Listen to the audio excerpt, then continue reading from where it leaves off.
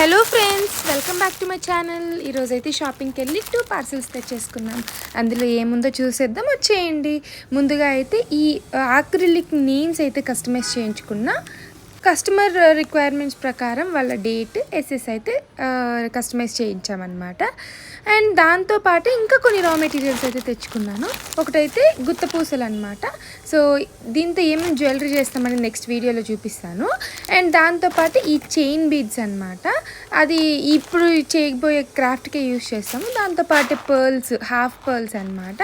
అవి ఇంకా B7000 glue, ఇంకొచ్చి 3 డిఫరెంట్ షేడ్స్ ఆఫ్ ఫ్లవర్స్ తెచ్చుకున్నాను. ఇంకా దాంతోపాటు దానికి మ్యాచ్ అయ్యేలాగే ఇంకొక చిన్న చిన్న ఫ్లవర్స్ కూడా తెచ్చుకున్నాం అనమాట.